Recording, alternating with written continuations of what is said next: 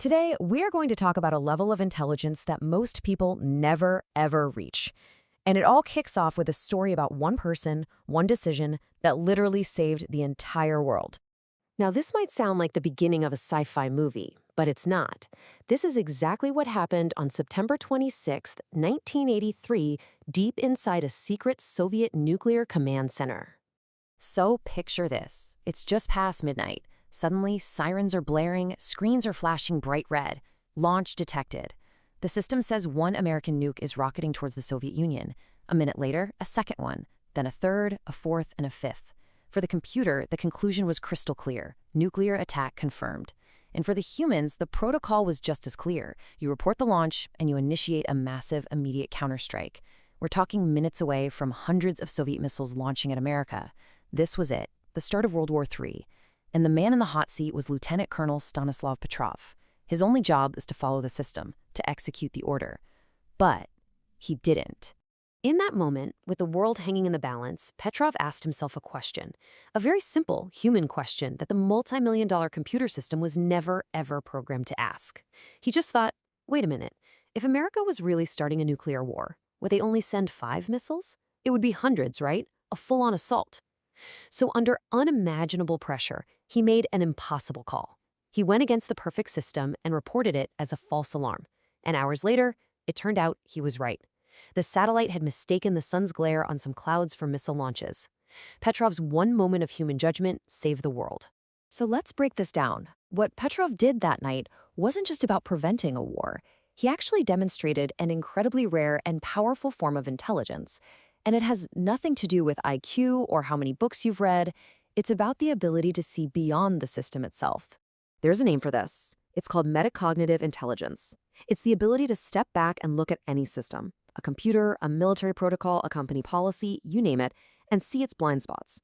Petrov saw the computer's big limitation. It could see a launch, but it couldn't understand context. And you know what? That brings us to the most powerful and the most invisible system we all deal with every single day. Yep, our own brain. See, the biggest thing holding us back isn't usually a lack of knowledge. It's something we could call system blindness. We just don't see the invisible programming that's running our lives, especially the programs running inside our own heads. So how does this actually work? Well, our brains are designed to run on predictable patterns, or loops. And the tricky part is, when we can't see these loops, we feel like we're making conscious choices, when really, we're just letting these silent, automatic patterns run the show. And I bet these sound pretty familiar, right? Take the ego loop. Your boss gives you some tough feedback, and instead of actually listening, you immediately get defensive and start a mental argument. Or the fear loop. You know you need to make that important call, but it feels risky, so you put it off and put it off, letting fear basically draw the map of your life. And of course, the big one, the habit loop. You grab your phone to check one thing, and an hour later, you're still mindlessly scrolling. And if you think these are just little things, get this. A study from Duke University found that up to 45% of everything we do each day isn't a conscious decision at all. It's just habit. We are literally on autopilot for nearly half of our waking lives. But why? Why is our brain wired this way? Well, to get that, we need to understand how our brain creates reality itself. All right, prepare yourself because this next part is a little unsettling. We're about to look at how you perceive the world, and it's probably not what you think. Okay. Take a look at this. It's called the hollow face illusion. Now, you see a normal face, right? It looks like it's coming out towards you. But here's the crazy part. In reality, the mask is concave. It's actually curved inward. This isn't a camera trick. It's a proven scientific phenomenon. So that raises a pretty big question. If your own brain is showing you something that isn't really there, who do you trust? Modern neuroscience has a pretty startling answer. It turns out, your brain doesn't just passively experience the world. It's an active simulator. The theory is called predictive processing. Basically, your brain has a model of how the world works, and it's constantly predicting what's going to happen next. Your senses, your eyes, your ears, they're really just there to check for errors in the prediction. So the brain's main job isn't even to show you reality. Its main job is to reduce the mistakes between its predictions and what's actually out there. And here is the crucial part. What happens when the prediction is wrong? A lot of the time, the brain doesn't bother to update its model. It's easier to just distort reality to make it fit the prediction. You know what this sounds like? It's almost exactly like what we now call an AI hallucination. When an AI doesn't know an answer, it just fills in the blank with something that sounds plausible, even if it's total nonsense. Your brain does the same thing. With that hollow face, your brain's model says, hey, I've seen thousands of faces in my life, and they all stick out. So when it sees one that goes inward, it just rejects reality and shows you the familiar pattern instead. Okay, so we have these ego loops and fear loops. We have a brain that can literally bend reality to fit its expectations. But what's running the whole show? What's the master controller that governs all these other loops? It's your identity. Now, I want you to think about identity not as some philosophical concept, but as your brain's operating system. It is the master predictive model. It's the OS that decides which thought patterns and which behavioral loops are allowed to run. And just like an old computer OS, it can seriously limit what you're able to do. And there is this one fascinating experiment that shows just how powerful this is. Researchers gave people some data and asked a simple question: does this skin cream work? And people who were good at math had no problem interpreting the numbers correctly.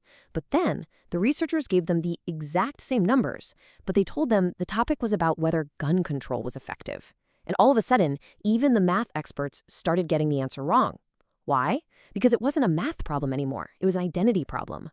And this is the truly dangerous part. Their political identity felt threatened by the data, so their brain's operating system just rejected the facts. They actually used their high IQ not to find the truth, but to find cleverer ways to defend their identity. This is the identity trap. It's what decides what information you'll even let in. It's why people get so irrational about topics like politics. The argument is never really about logic. It's about one identity defining itself against another.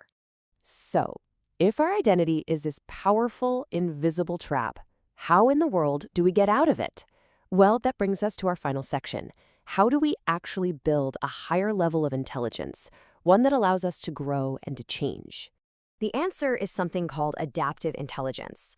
Think about it this way. About 2.4 billion years ago, oxygen was basically a poison that killed most life on Earth. But a few tiny organisms survived because they adapted. They actually learned how to use that poison as fuel. Those were our ancestors. You see, reality doesn't give you an IQ test. It gives you an adaptation test. The highest form of intelligence is being able to break out of your own identity traps so you can adapt to achieve your goals.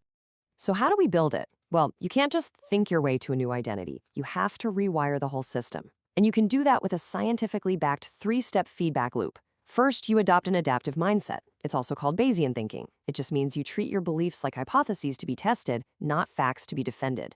Second, you have to engineer your social environment. And third, you implement repeated behaviors that reinforce the new identity you want to have. And if you need any proof of how critical step 2 is, just look at this. Take quitting smoking. That's a deep identity level problem. When people try to go it alone, their success rate is tiny, like 5 to 8%. But when they join a support community, the rate skyrockets to between 15 and 25%. That's a 3-fold increase. Your environment and the people around you normalize your identity. If you want to change who you are, you have to change who you're with. And here's a really practical tool you can start using today to implement this whole loop. It's called an identity journal. It's super simple. Step 1, write down the identity you want to become. I am a healthy person, for example. Step 2, every single day, log the things you did that are evidence for that identity. Step 3, look at the gap between your actions and your goal. And step 4, use that feedback to constantly upgrade what you're doing. So let's wrap this up. The world is always changing, but our identities can get stuck in the past. And when that happens, our intelligence stops growing. Real intelligence, true intelligence, isn't about how much you know. It's about how quickly you can unlearn, adapt, and become the person you need to be for whatever is coming next. So the real question is, how fast can you update yours?